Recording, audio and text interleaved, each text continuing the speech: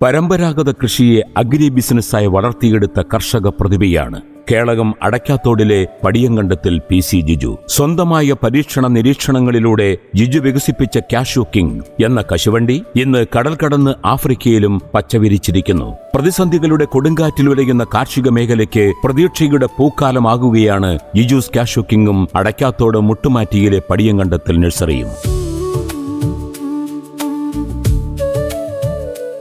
കാഷ്യൂക്കിൻ്റെ main ആയിട്ടുള്ളൊരു പ്രത്യേകത എന്ന് പറഞ്ഞാൽ 80 കശുവണ്ടി മുതൽ 100 കശുവണ്ടി വരെ 1 കിലോ. നല്ല തൂക്കമുള്ള കശുവണ്ടിയാണ്, നല്ല വലിപ്പമുണ്ട്.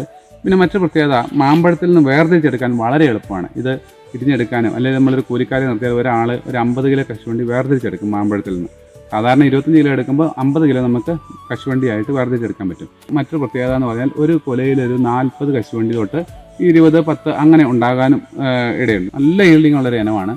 പിന്നെ ഈ ഡിസംബർ തൊട്ട് നമുക്ക് മെയ് മാസം വരെ അതിൻ്റെ കായ്ഫലമുണ്ട്. ഘട്ടം ഘട്ടമായിട്ട് കായ്ച്ചു വരുന്നൊരു ഇനമാണ്. എൻ്റെ ഒരു അനുഭവത്തിൽ കശുമാവ് കൃഷി ലാഭകരമാണ്. 3 മാസം കൊണ്ട് നമുക്ക് എൻ്റെ ഈൽഡെടുക്കാം. കാഷ്യൂ കിങ് എന്ന ഒരു ജിജൂസ് കാഷ്യൂ കിങ് എന്ന ഒരു ഇനം വെച്ച് കഴിഞ്ഞാൽ അവർക്കത് വളരെ ലാഭകരമായിട്ട് ഒരു തോട്ടമായിട്ട് മുന്നോട്ട് കൊണ്ടുപോകാൻ സാധിക്കുമെന്ന് ആണ് എൻ്റെ അഭിപ്രായം.